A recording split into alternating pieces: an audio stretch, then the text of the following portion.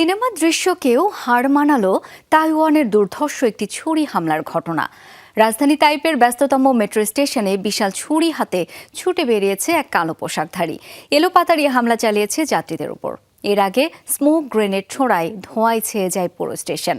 একই স্টাইলে 2 দফায় হামলা চালায় এই আততায়ী, প্রাণ হারায় আরও 3 জন, আহত হন 9 জন। এ ঘটনায় শহর জুড়ে ছড়িয়ে পড়েছে আতঙ্ক। খুলে বলো ফ্যান্টাস্টিক নিমো খালাল বিস্কুট খায় সানিও স্ট্যাটাস দিছে ফ্যান্টাস্টিক। কোনো সাইকো থ্রিলার মুভির দৃশ্য নয় এটি। দুর্ধর্ষ ঘটনার সাক্ষী হয়েছে তাইওয়ানের রাজধানী তাইপে। মেট্রো স্টেশনে বিশাল এক ছুরি হাতে ভিড় ঠেলে ছুটছে এক ব্যক্তি। মাথায় বেসবল ক্যাপ, গায়ে কালো পোশাক। হঠাৎই আক্রমণ শুরু আশেপাশে থাকা মানুষের ওপর। শুক্রবার সন্ধ্যার দিকে অফিস কাজ শেষে বাড়ি ফেরার উদ্দেশ্যে অনেকেই ভিড় জমিয়েছিলেন শহরের প্রধান মেট্রো স্টেশনে। ঠিক তখনই স্মোক গ্রেনেড ও মলোটভ ককটেল নিক্ষেপ করে এক ব্যক্তি।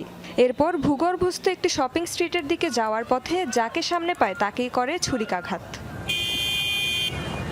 এরপর নিজের হোটেলে ফিরে যায় আততায়ী। আরও একটি অস্ত্র নিয়ে ফিরে আসে জাংশন স্টেশনের বাইরের রাস্তায়। শুরু হয় দ্বিতীয় দফার হামলা, আবারও একই স্টাইলে। স্মোক গ্রেনেড ছুড়ে কৃত্রিম ধোঁয়া তৈরি করে শুরু হয় এলোপাতাড়ি ছুরিকাঘাত। হতাহত হয় বেশ কয়েকজন।